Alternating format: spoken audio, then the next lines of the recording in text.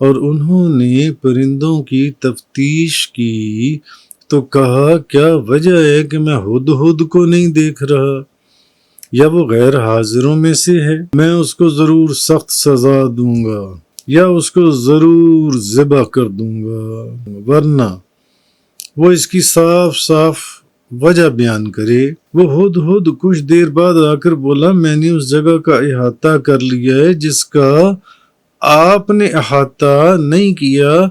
میں آپ کے پاس ملک سبا کی ایک یقینی خبر لے کر آیا ہوں۔ میں نے دیکھا کہ ان پر ایک عورت حکومت کر رہی ہے اور اس کو ہر چیز سے دیا گیا ہے اور اس کا بہت بڑا تخت ہے کہ حضرت سلیمان علیہ السلام سفر کے دوران ایسی جگہ ٹھہرے جہاں پر پانی نہیں تھا، تو ہدہد زمین کے ظاہر اور باطن کو دیکھتا تھا اور حضرت سلیمان علیہ السلام کو خبر دے دیتا تھا کہ اس جگہ زمین میں پانی ہے۔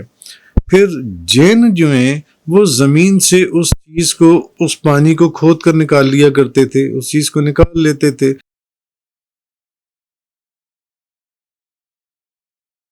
وَتَفَقَّدَ الطَّيْرَ فَقَالَ مَا لِيَ لَا أَرَى الْهُدْهُدَ أَمْ كَانَ مِنَ الْغَائِبِينَ لَأُعَذِّبَنَّهُ عَذَابًا شَدِيدًا أَوْ لَأَذْبَحَنَّهُ أَوْ لَيَأْتِيَنِّي بِسُلْطَانٍ مُّبِينٍ فمكث غير بعيد فقال أحطت بما لم تحط به وجئتك من سبع بنبع يقين إني وجدت امرأة تملكهم وأوتيت من كل شيء ولها عرش عظيم۔ اور انہوں نے پرندوں کی تفتیش کی تو کہا کیا وجہ ہے کہ میں ہدہد کو نہیں دیکھ رہا، یا وہ غیر حاضروں میں سے ہے؟ میں اس کو ضرور سخت سزا دوں گا یا اس کو ضرور ذبح کر دوں گا، ورنہ وہ اس کی صاف صاف وجہ بیان کرے۔ فمكث غير بعيد فقال أحطت بما لم تحط به وجئتك من سبع بنبع يقين۔ وہ ہدہد کچھ دیر بعد آ کر بولا میں نے اس جگہ کا احاطہ کر لیا ہے جس کا آپ نے احاطہ نہیں کیا۔ میں آپ کے پاس ملک سبا کی ایک یقینی خبر لے کر آیا ہوں۔ انی وجدت امرأة تملكهم وأوتيت من كل شيء ولها عرش عظيم۔ میں نے دیکھا کہ ان پر ایک عورت حکومت کر رہی ہے اور اس کو ہر چیز سے دیا گیا ہے اور اس کا بہت بڑا تخت ہے۔ تو حضرت سلیمان علیہ السلام نے پرندوں میں سے ہدہد کو گم پایا، یعنی ہدہد نظر نہ آیا، تو فرمایا مجھے کیا ہوا کہ میں ہدہد کو نہیں دیکھ رہا، کدھر ہے ہدہد؟ اب یہ یوں کہنا بظاہر کہنا تو ایسے چاہیے تھا کہ بھئی ہدہد کیوں نظر نہیں آ رہا، لیکن حضرت سلیمان علیہ السلام کا بڑا مہذب، اور ایک مفسرین نے لکھا ہے کہ شائستہ طریقہ گفتگو تھا کہ تقصیر کی نسبت اپنی طرف فرمائی کہ آپ فرماتے مجھے کیا ہوا کہ میں ہدہد کو نہیں دیکھ رہا، کیونکہ آپ پرندے درندے جن انسان آپ کی رعایا میں تھے، آپ ان کے وہ سب آپ کے زیر فرمان تھے۔ تو آپ نے جب پرندوں کی تفتیش کی، جیسا کہ بادشاہوں اور حکمرانوں کا طریقہ ہے کہ وہ تمام رعایا اور عوام کی تفتیش کرتے ہیں، تو اصل میں ان کے پاس ہر طرح کا جو پرندہ ہے وہ آتا تھا، مگر اس روز انہوں نے ہدہد اس دن نہیں آیا۔ تو آپ نے پوچھا کہ بھئی ہدہد کہاں ہے، ہدہد کہاں ہے؟ اور ایک قول یہ بھی ہے کہ دھوپ میں پرندے ان پر سایہ کرتے تھے، تو ہد ہد دائیں طرف سے ان پر سایہ کرتا تھا۔ تو حضرت سلیمان علیہ السلام کو جب اس طرف سے دھوپ لگی تو انہوں نے دیکھا تو ہد ہد وہاں پر موجود نہیں تھا۔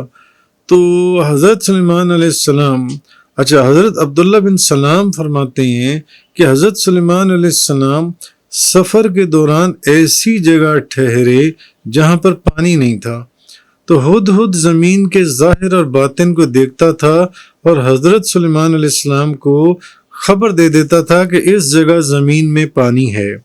پھر جن جو ہیں وہ زمین سے اس پانی کو کھود کر نکال لیا کرتے تھے، اس چیز کو نکال لیتے تھے۔ تو جب حضرت سلیمان جنگل میں اس جگہ ٹھہرے اور انہیں پانی کی ضرورت پڑی تو ان کو ہد ہد کا خیال آیا، کیونکہ ہد ہد ہی تو ان کو بتاتا تھا کہ یہاں زمین میں پانی ہے یا نہیں۔ پھر جین جو ہیں وہ اس جگہ سے پانی نکال لیتے تھے، وہ زمین کو کھود کر جان سے۔ تو آپ کو ہد ہد کا خیال آیا کہ وہ دیکھ کر بتائے کہ یہاں پانی ہے یا نہیں، تاکہ جنات سے پانی نکلوایا جائے۔ تو حضرت سلیمان علیہ السلام نے جو پرندوں کی تفتیش کی، تو یہاں سے ایک دلیل تو یہ بھی ہے کہ حاکم کو رعایا کے احوال کی تفتیش کرنی چاہیے تاکہ وہ عوام کی ضروریات کو پورا کر سکے۔ اسی لیے تو حضرت عمر فاروق نے فرمایا تھا کہ اگر دریائے فرات کے کنارے ایک بکری کو بھی بھیڑیا اٹھا کر لے گیا تو عمر سے اس کے متعلق سوال کیا جائے گا۔ تو علامہ سید محمود آلوسی حنفی بغدادی جو ہیں وہ تفسیر روح المعانی کے اندر فرماتے ہیں کہ جب حج کے موقع پر حضرت سلیمان حرم شریف میں پہنچے تو آپ نے اپنے سرداروں سے کہا کہ یہ وہ جگہ ہے جہاں سے آخری نبی کا ظہور ہوگا اور ان کی یہ صفات ہوں گی اور ان کے دشمنوں کے خلاف ان کی مدد کی جائے گی۔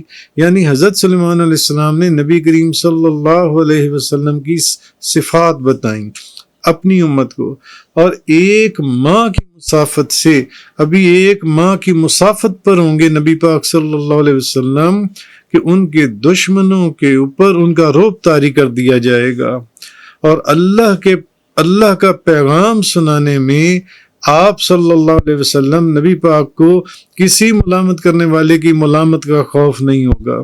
تو سرداروں نے پوچھا یا نبی اللہ وہ کون سے دین پر ہوں گے؟ فرمایا وہ دین حنفیہ، یعنی ادیان باطلہ سے اعراض کرنے والا دین پر، اس دین پر ہوں گے۔ اس کے لیے خوشی ہو جو ان کا زمانہ پائے، یہ حضرت سلیمان علیہ السلام نے فرمایا، اس شخص کے لیے خوشی ہو جو ان کا زمانہ پائے اور ان پر ایمان لائے۔ سرداروں نے پوچھا ہمارے اور ان کے ظہور کے درمیان کتنی مدت ابھی باقی ہے؟ تو آپ نے فرمایا تقریباً 1000 سال۔ سو ہر حاضر کو چاہیے کہ وہ ہر غائب تک یہ خبر پہنچا دے۔ کیونکہ وہ تمام نبیوں کے سردار ہیں اور تمام رسولوں کے اخیر پر آ رہے ہیں، تمام رسولوں کے خاتمے میں۔ پھر انہوں نے یمن کی طرف روانگی کا قصد کیا اور 1 ماہ کی مسافت کو صبح سے زوال تک طے کر کے ایک سرسبز وادی میں پہنچے جس جگہ ان کو پانی نہیں ملا، اور پھر ان کو ہد ہد کی تلاش ہوئی۔ یہ وجہ تھی کہ انہوں نے دیکھا کہ ہد ہد کدھر چلا گیا۔ تو حضرت سلیمان علیہ السلام نے فرمایا، اس کے بعد آیت نمبر 21 جو میں نے آپ کے سامنے تلاوت کی، کہ میں اس کو ضرور سخت سزا دوں گا اور اس کو ضرور ذبح کر دوں گا، ورنہ وہ اس کی صاف صاف وجہ بیان کرے۔ تو حضرت سلیمان علیہ السلام نے جو ہد ہد کو سزا دینے کی وعید سنائی، اس پر یہ کوئی اعتراض کر سکتا ہے کہ بھئی ہد ہد تو ایک جانور تھا، ایک پرندہ تھا، اور جانور تو کسی چیز کا مکلف نہیں ہوتا، پھر ہد ہد کی غیر حاضری پر اس کو سزا سنانے کی توجیہ کیا ہو سکتی ہے؟ تو اس کا ایک جواب تو یہ ہے کہ یہ سزا جو ہے یہ بطور ایک ادب سکھانا یا ایک تنبیہ کے طور پر تھا، یا تربیت دینے کے لیے بھی سزا دی جاتی ہے جن سے جانوروں کو سدھانے کے لیے، جانوروں کو سکھانے کے لیے جن سے، تو بچوں کو بھی بچے بھی غیر مکلف ہوتے ہیں، بچوں کو بھی ان کو تربیت دینے کے لیے مناسب حد تک مار لگائی جاتی ہے، جیسے کہ حدیث میں ہے کہ نبی پاک صلی اللہ علیہ وسلم نے فرمایا جب تمہارے بچے 7 سال کی عمر کو پہنچ جائیں تو انہیں نماز پڑھنے کا حکم دو۔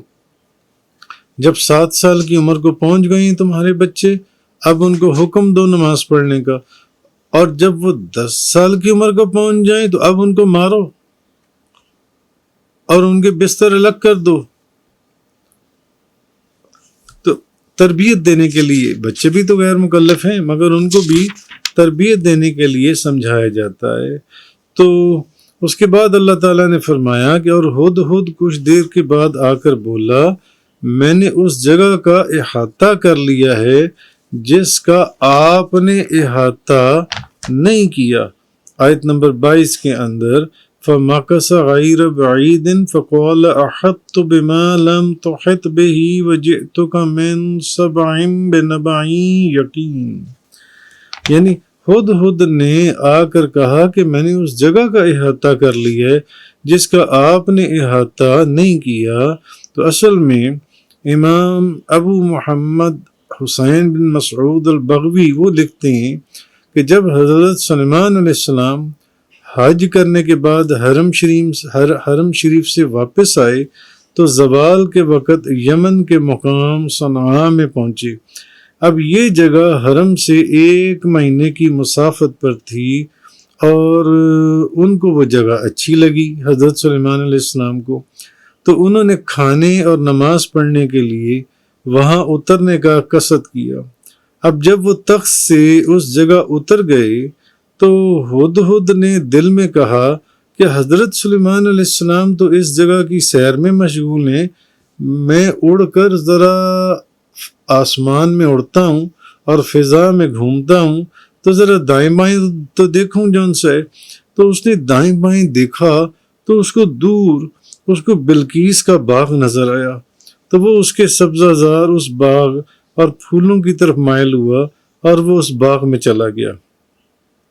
اب جب وہ حضرت سلیمان علیہ السلام کا ہدہد اس باغ میں اتر گیا تو اس نے دیکھا کہ اس باغ میں بھی ایک ہدہد موجود تھا۔ تو اب حضرت سلیمان علیہ السلام کے ہدہد کا نام یافور تھا اور یمن کے ہدہد کا نام یافیر تھا۔ تو یمن کا جو ہدہد یافیر تھا اس نے حضرت سلیمان کے یافور سے پوچھا کہ تم کہاں سے آئی ہو اور کہاں کا ارادہ ہے؟ اس نے کہا میں اپنے بادشاہ سلیمان بن داؤد کے ساتھ یمن سے آیا ہوں۔ تو اس نے پوچھا اس ہدہد نے کہ سلیمان کون ہے؟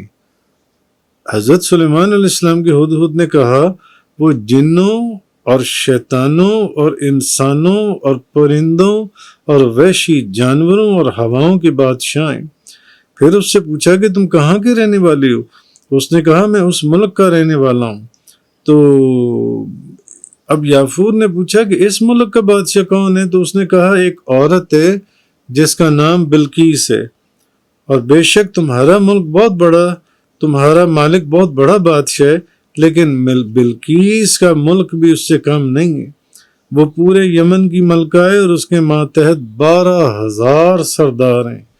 بلقیس کے نیچے 12 سردار ہیں، 12,000 سردار، اور ہر سردار کے ماتحت 1,00,000 جنگجو ہیں، 1,00,000 جنگجو 12,000 سرداروں کے ساتھ جو بلقیس کے انڈر ہیں۔ تو کیا تم میرے ساتھ چلو گے؟ میں تمہیں اس کا ملک دکھاتا ہوں۔ تو حضرت سلیمان علیہ السلام کے ہدہد نے کہا کہ مجھے ڈر ہے کہ سلیمان علیہ السلام کو جب پانی کی ضرورت پڑے گی تو وہ مجھے تلاش کریں گے، تو میں ان کو پانی کی طرف رہنمائی کرتا ہوں۔ تو وہ جو یمن کا رہنے والا ہدہد تھا اس نے کہا جب تم اپنے بادشاہ کے پاس اس ملک کی خبر لے کر جاؤ گے تو سلیمان علیہ السلام خوش ہوں گے۔ بہرحال وہ پھر اس کے ساتھ چلا گیا تو بلقیس اور اس کے ملک کو دیکھا۔ پھر ہدہد عصر کے وقت حضرت سلیمان علیہ السلام کے پاس پہنچا۔ اچھا، ادھر حضرت سلیمان علیہ السلام نماز کے وقت تخت سے اترے۔ اب جب انہیں وہاں پانی نہیں ملا تو آپ نے انسان، جنات اور شیطانوں سے پانی کے متعلق سوال کیا تو ان کو معلوم نہیں تھا. تو پھر آپ نے پرندوں کی تفتیش کی تو آپ نے دیکھا کہ ہدہد وہاں موجود نہیں تھا. تو آپ نے پرندوں کے تلاش کرنے والے کو بلایا، وہ ایک گیدڑ تھا. تو آپ نے اس گیدڑ سے ہدہد کے متعلق سوال کیا. اس نے کہا اللہ آپ کے ملک کو سلامت رکھے، مجھے معلوم نہیں وہ کہاں ہے. تو حضرت سلیمان علیہ السلام غضبناک ہوئے اور فرمایا میں اس کو ضرور سخت سزا دوں گا یا اس کو ذبح کر دوں گا. پھر پرندوں کے سردار عقاب کو بلایا اور عقاب کو کہا کہ ابھی ہدہد کو تلاش کر کے لاؤ. عقاب ہواؤں میں پرواز کر گیا اور بلند ہوا. تو اس نے جب دائیں بائیں نظر ڈالی تو اس نے دیکھا دور یمن کی طرف سے ہدہد آ رہا تھا. اچھا، اب عقاب اس کے اوپر جب حملہ کرنے کے لیے جھپٹا تو ہدہد نے اس کو قسم دی اور اس نے کہا کہ میں اس ذات کی قسم تجھے دیتا ہوں جس نے تجھے مجھ پر قدرت دی ہے، میرے پر حملہ نہ کر. تو عقاب نے اس کو چھوڑ دیا اور اب اس نے کہا کہ بھئی تجھے کیا افسوس ہے تیرے اوپر، کہ اس نے کہا کہ تجھے یہ نہیں پتا کہ اللہ کے نبی نے یہ قسم کھائی ہے کہ وہ تجھے ضرور سزا دیں گے یا تجھے ذبح کر دیں گے. تو کہاں چلا گیا تھا؟ ہدہد نے پوچھا کہ تم مجھے یہ بتاؤ کہ کیا اللہ کے نبی نے قسم کے ساتھ کوئی استثناء بھی رکھا ہے یا نہیں. تو عقاب نے بتایا کہ حضرت سلیمان علیہ السلام نے یہ کہا ہے کہ ورنہ یا تو پھر وہ اپنی غیر حاضری کی کوئی کلیئر وجہ بتائے جو ان سی ہے. تو اس وقت ہدہد نے کہا کہ پھر میری نجات ہو جائے گی. تو پھر عقاب جو ہے اور ہدہد حضرت سلیمان علیہ السلام کی خدمت میں حاضر ہوئے. تو حضرت سلیمان علیہ السلام اپنی کرسی پر بیٹھے ہوئے تھے. تو عقاب نے کہا کہ میں نے ہدہد کو آپ کی بارگاہ میں حاضر کر دیا. تو ہدہد نے اپنا سر اوپر اٹھایا اور اپنی دم اور پر جھکا دیے اور حضرت سلیمان علیہ السلام نے اب اس سے پوچھا تم کہاں تھے، میں تمہیں سخت سزا دوں گا. تو ہدہد نے کہا اے اللہ کے نبی، آپ وہ وقت یاد کیجئے جب آپ اللہ کے سامنے کھڑے کیے جائیں گے، کھڑے ہوں گے. حضرت سلیمان علیہ السلام نے ہدہد کی جب یہ بات سنی، اس نے کہا کہ آپ اللہ کے سامنے کھڑے ہوں گے. تو حضرت سلیمان علیہ السلام یہ سن کر کانپنے لگ گئے اور اس کو ہدہد کو معاف کر دیا. اور پھر اس سے پوچھا کہ تم دیر سے کیوں آئے ہو؟ تو اس نے کہا میں نے اس جگہ کا احاطہ کیا ہے جس کا آپ نے بھی احاطہ نہیں کیا. میں آپ کے پاس ملک سبا کی ایک یقینی خبر لایا ہوں.